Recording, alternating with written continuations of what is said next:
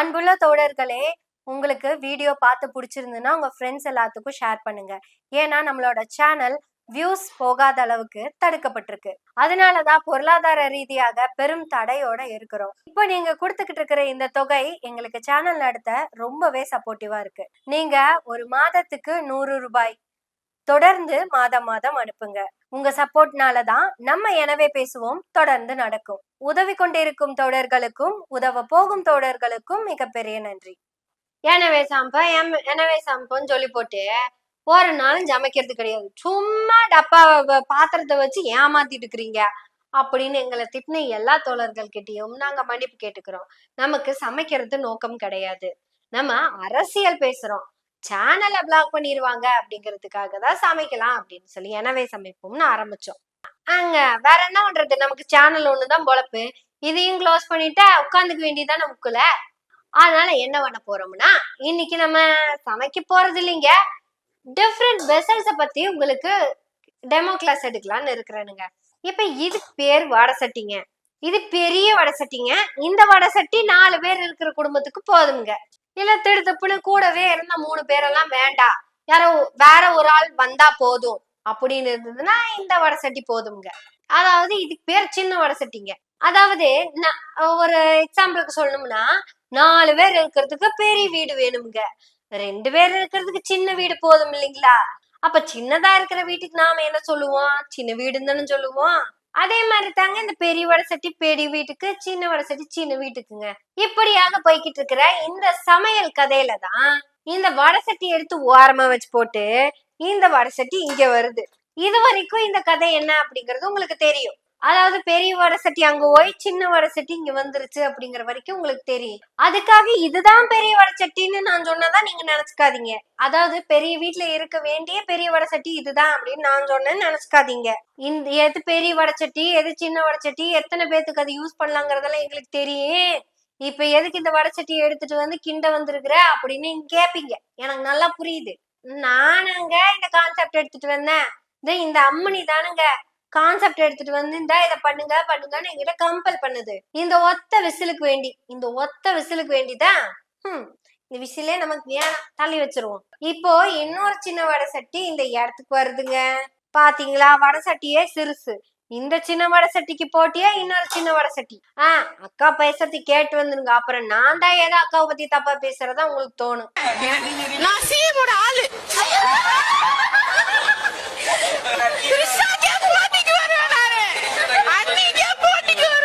Video கேட்டீங்கல்ல, விஜய் ஏன் ஆளு திரிசாக்கு போட்டியா, நான் தான் வருவேன். அன்னைக்கு போட்டியா வருவாங்களாமா. நான் தான் ஏற்கனவே சொன்னேனே, இதுவே சின்ன வடை சட்டி, சின்ன வீட்டுல இருக்க சின்ன வடை சட்டி, அப்புறம் எதுக்கு இன்னொரு சின்ன வீட்டுல இருக்க சின்ன வடை சட்டி போட்டிக்கு வருது அப்படிங்கறத நமக்கு இருக்கிற கேள்வி. இப்ப நமக்கு இந்த விஷயம் எல்லாம் முக்கியம் கிடையாது, இந்த எக்ஸாம்பிள் எல்லாம் முக்கியம் கிடையாதுங்க. நம்ம பேச வந்த விஷயத்த சட்டுப்புட்டுன்னு பேசிடலாம். ஒரு நடிகர் விஜய்க்காக பெரிய வடை சட்டியும் சின்ன வடை சட்டியும் இன்னொரு சின்ன வடை சட்டியும் போட்டி போட்டா நமக்கு எந்த பிரச்சனையுமே கிடையாது. ஆனா தமிழக முதல்வர் அப்படிங்கிறதுக்கு ஒரு மாண்பு இருக்குது இல்லையா? பாத்தீங்களா, நானே மாண்பை தப்பா பேசுறேன். தமிழ்நாட்டின் முதல்வருக்குன்னு ஒரு மாண்பு இருக்கு. தமிழ்நாட்டுடைய முதல்வர் என்ன கீப்பா எல்லாரும் வச்சுக்கிறதுக்கு? அந்த பொண்ணு இப்படி ஒரு வார்த்தையை பயன்படுத்தினது தமிழ்நாட்டு முதல்வருடைய மாண்பை கெடுத்திருக்கு அப்படின்னு ஒரு தாவேக்காரங்களும் பேசவே இல்லை. த்ரிஷா பண்ணினதுக்கே யாரும் ஒரு வார்த்தை கூட கேட்கல. இந்த பொண்ண பேசுறதுக்காகவா எல்லாரும் கேட்க போறாங்க? அன்பு சகோதரியே, உங்களை தற்கொலைன்னு சொன்னா உங்களுக்கு கோபம் வருது இல்ல?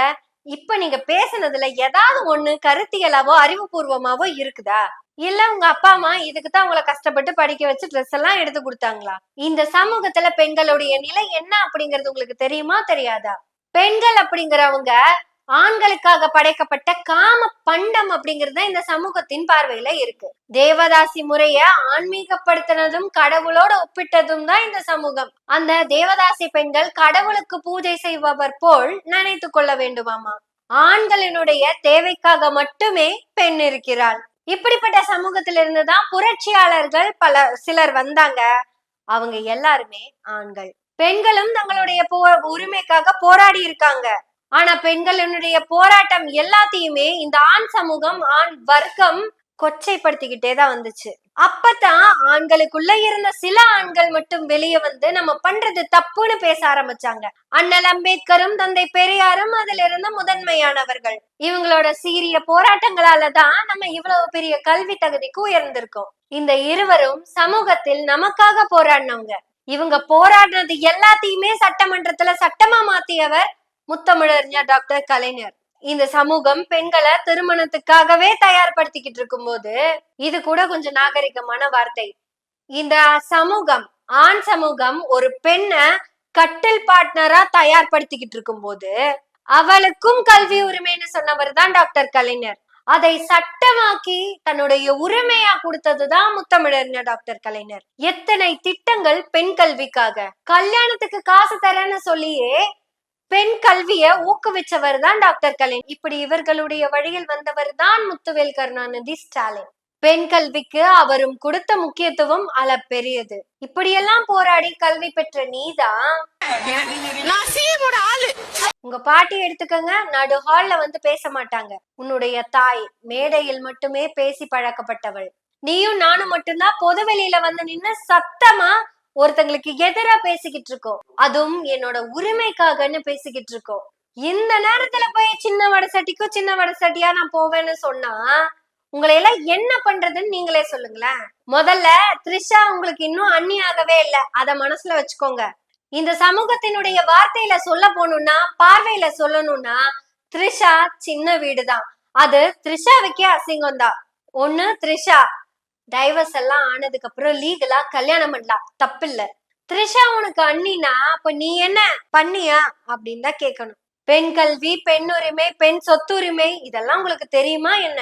கடும் போராட்டத்துக்கு அப்புறம் பெற்ற உரிமைகள் இன்னைக்கு நம்ம மார்பை மறைச்சிட்டு இருக்கோம்னா இந்த மண்ல அன்னைக்கு ஒருத்தி தன்னுடைய மார்பை அறுத்து போராட்டம் பண்ணதுனால மட்டும்தான் இன்னைக்கு நம்ம இப்படி இருக்கோம். ஆனா நீங்க என்னன்னா நன்கலியை யோசிக்காம நான் சங்கிலியாவே இருக்கிறேங்கிறீங்க. என்னதான் ஆச்சு உங்களுக்கெல்லாம்? என்னதான் பிரச்சனை? முதல்ல இந்த சமூகத்துல நீ கல்யாணம் ஆகாத ஒரு ஆணை கல்யாணம் பண்ணணும்னு நினைச்சேன்னா அவன் கீழ் சாதியா மேல் சாதியான்னு பார்த்து கீழ் சாதியா இருந்தா அவனையும் கொல்லும் உன்னையும் கொல்லும். ஆனா நீங்க தமிழ்நாட்டு முதல்வரை என்னுடைய ஆள் அப்படின்னு சொல்றீங்க. இந்த ஆளு அப்படிங்கிறதுக்கான விளக்கம் என்னன்னு உங்களுக்கு தெரியுமா? நீங்க சினிமா பைத்தியம் அப்படிங்கறதுனால சினிமால இருந்தே உங்களுக்கு சொல்றேன். என்ன படத்துல இருந்து சொல்லலாம்? எல்லா படத்துலயுமே இப்படி ஒரு சீன் இருக்கும். சுப்பிரமணியபுரத்துல இருந்து சொல்லலாம். அதுல அட்டகாசமா அந்த விஷயத்த கன்வே பண்ணிருப்பாங்க. டேய் வெடி வெடி உட்கார்ந்து மைக் செட்டை கரெக்டா மாட்டிட்டு போடா அப்படின்னு ஒருத்தர் சொல்லுவார்ல, அவரு பெரிய மனுஷன். ஆனா அதே மனுஷன் இன்னொரு வீட்டுக்குள்ள போகும்போது தலையில துண்டை போட்டு குமிஞ்சுக்கிட்டு போவாரு.